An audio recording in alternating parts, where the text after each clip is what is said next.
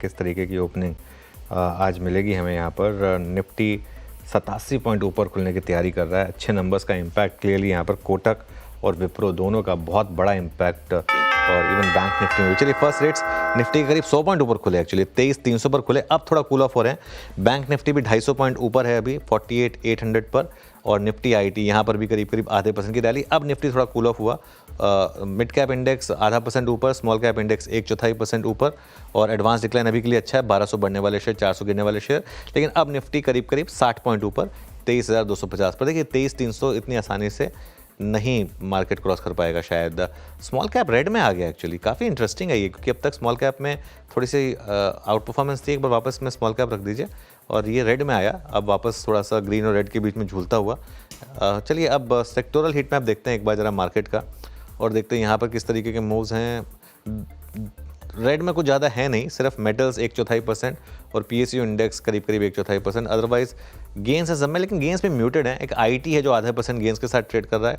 Nifty bank करीब करीब 1/3% ऊपर, पीएसयू बैंक 1/4% ऊपर, फार्मा, रियल्टी यहाँ पर थोड़े थोड़े गेंस हैं। अच्छा, निफ्टी अब थोड़ा कूल ऑफ हुआ है, सिर्फ 35 पॉइंट ऊपर रह गया है अब निफ्टी, तो थोड़ा सा अपना वापस उसकी तरफ बढ़ता हुआ जो गिफ्ट निफ्टी बता रहा था। एक बार निफ्टी गिनर से शुरुआत करते हैं। सबसे ऊपर आपको कोटक और विप्रो दिखाई देंगे।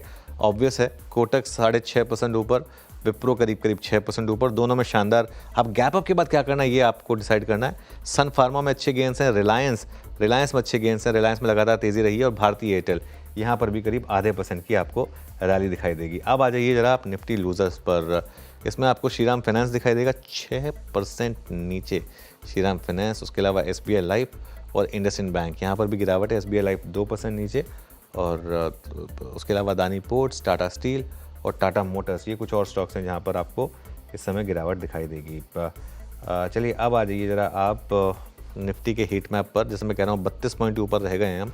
सबसे ऊपर विप्रो और कोटक महिंद्रा बैंक दोनों 6% ऊपर, और नीचे श्रीराम फाइनेंस ये करीब करीब आपको 5-5.5% नीचे ट्रेड करता हुआ दिखाई देगा।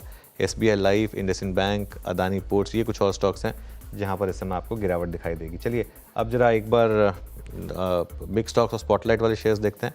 विप्रो, कोटक, टेक महिंद्रा और इंडियन होटल्स। इंडियन होटल्स थोड़ा कूल ऑफ हो रहा है, लेकिन विप्रो, टेक, कोटक में अच्छे गेंस हैं। स्पॉटलाइट वाले शेयर्स देखते हैं, फिर वीरो के पास चलेंगे।